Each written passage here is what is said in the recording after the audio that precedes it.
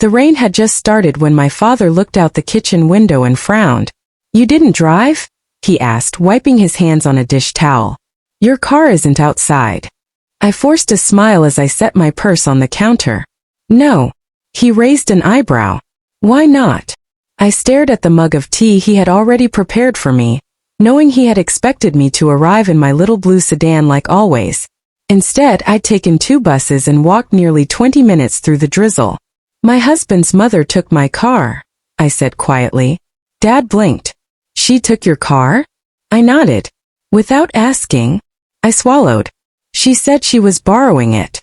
His face hardened. "Where's your husband?" "He knows."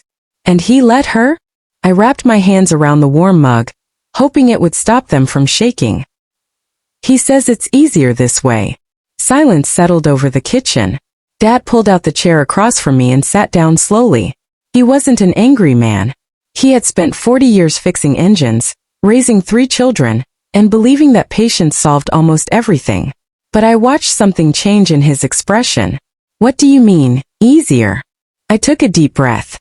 "She says if I have my own car, I go wherever I want, visit whoever I want, spend money on gas. She says married women shouldn't be running around without telling their husbands." Dad's jaw tightened. "So she keeps the keys?" "She keeps the whole car." I laughed once, but it sounded more like a crack than a laugh. "She said it helps keep me focused on my responsibilities." Dad leaned back in disbelief. "You paid for that car." "I know. It's registered in your name." "I know. And you're telling me another adult simply decided she gets to use it because—" "What?" "She wants to control you." I looked down. "She actually used that word." Dad frowned. "What word?" "Controlled." The room became painfully quiet. "She told me, if you have too much freedom you'll stop listening.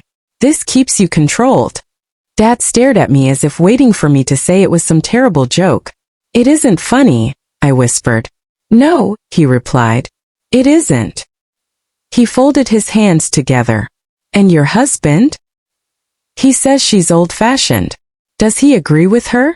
"He says arguing with her causes problems. So instead, he lets her cause problems for you." I couldn't answer. Dad sighed deeply. "When you were 16, he said, do you remember learning to drive?" I smiled faintly. "You made me practice parking for 3 hours. You hated every minute." "I did. But do you remember what I told you after you got your license?" I nodded before he even finished. "A car isn't just transportation. It's independence." He smiled sadly. I meant every word. My eyes filled with tears. I didn't think losing the car would matter this much.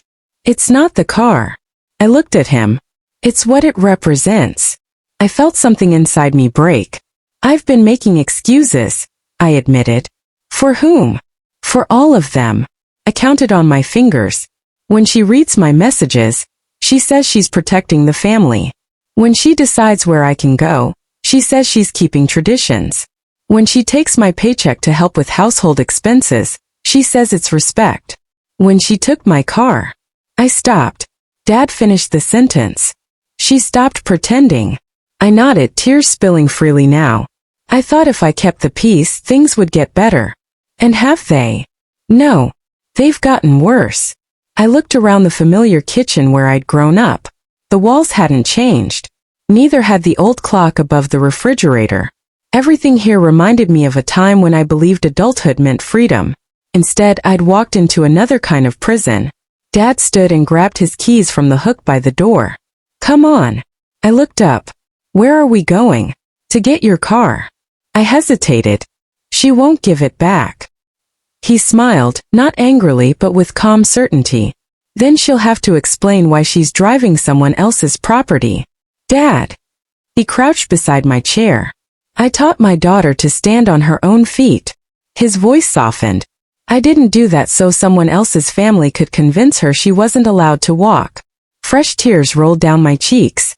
"I don't know if I'm strong enough." He reached over and squeezed my hand. "You already are." "I don't feel strong." "Strength isn't about never being afraid."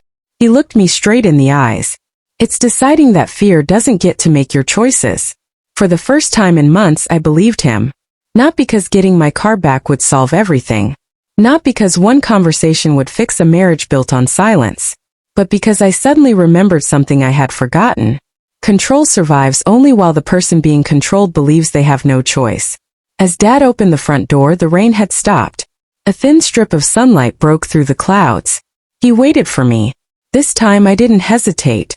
I stood, picked up my purse and walked beside him. Not as someone asking permission to reclaim her life, but as someone finally remembering it had belonged to her all along.